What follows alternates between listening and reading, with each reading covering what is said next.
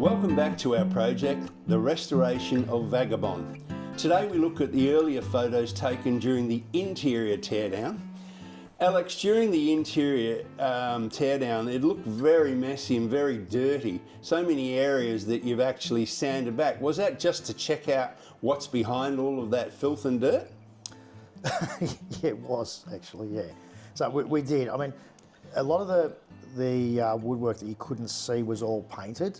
All the bilge, those sections were painted as well.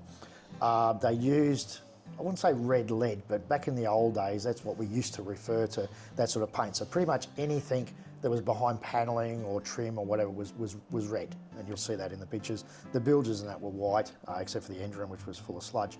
So we actually sanded all of that back to check all the timber. And then we used an international super yacht bilge paint. So it's a two coats, it's a 2-pack, so it's 2K, undercoat, primer and top coat. And provided we follow the manufacturer's recommendations, it comes with a survey, Lloyd's survey of fire retardant, right, or fire resistant. So I thought, well, that's pretty appropriate in a timber boat as well. So, right, but the finish is phenomenal. So you'll see as we move forward, the bilges came up absolutely sensational. Look, just flick through a few of those photos there, because you see that's been really sanded back, but on the next one... We did that with everything. Okay. Yeah, it's just some of the photos you haven't...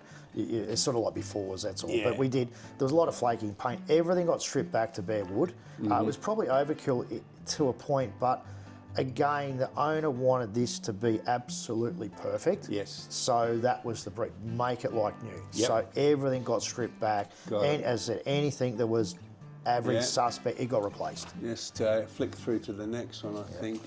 Okay, you'll see there that in most of these pictures, we're checking out, are you checking out the laminations between, say, the deck and the beams, and also what are the fastenings? I mean, all the screws and things. How do you... Some of it actually didn't have any fastenings in it at all, and that was one of the issues with the foredeck. The whole foredeck wasn't screwed together.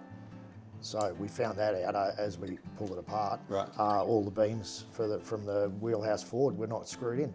They were just sitting in noggin. So and they were all rotted. So anyway, we'll move on to that one later. But so in the photo here, you can see there's remnants of the insulation. So everything had insulation in it as well.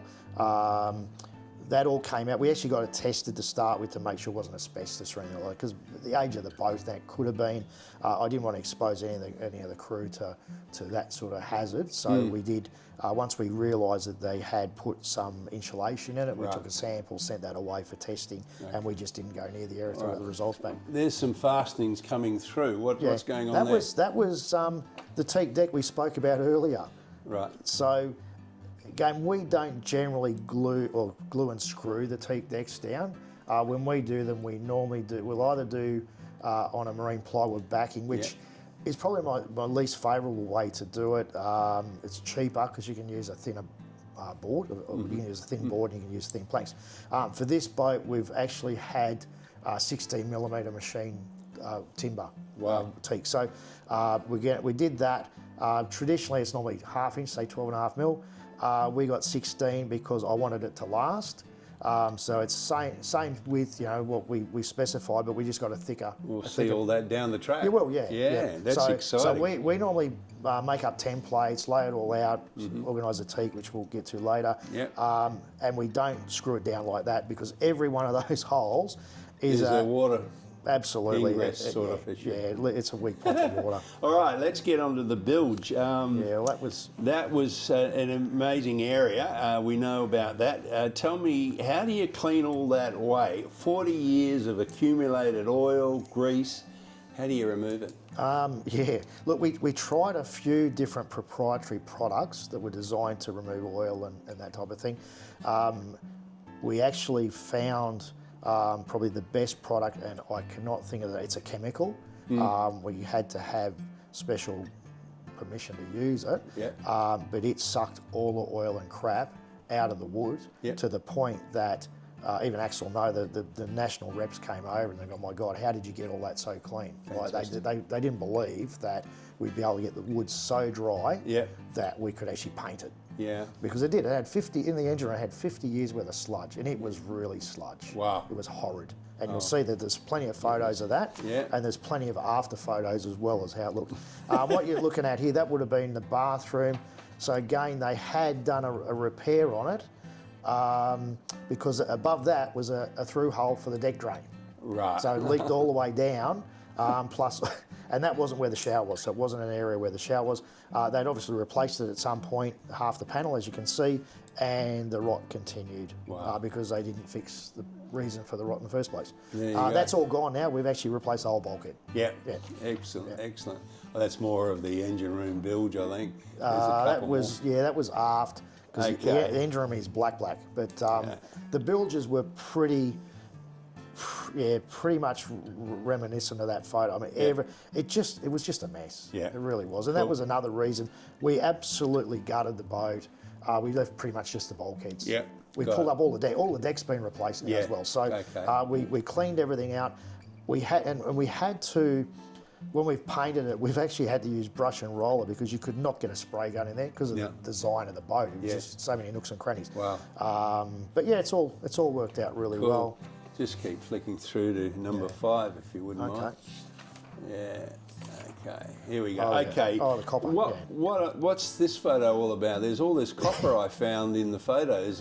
Where was that, and what was it used for? That was actually bonding for corrosion resistance. Predominantly, timber boats have an issue with corrosion, surprisingly, because of all the screws and stuff that's in it. So yeah, that all came out. So basically, so is that a bit like an anode? Yeah. Well, it's to do. You still have anodes, but this is to do with tying it all together. So if you had a fiberglass boat as an example, your metalwork that's below waterline is susceptible to oxygenation. And it causes, I won't go right in the chemical side of it, but basically you have anodes on the boat which are different on the periodic table. So they are sacrificial, so they're called the sacrificial anode. Yeah. So they wear out before your shafts do, your propellers do, and all that type of thing. Same sort of deal on the boat. You've got every timber planks held in with copper screws. Right, so where was that placed? Through the bilge. There was some through the bilge, and some of it was actually, the keel was clad in copper.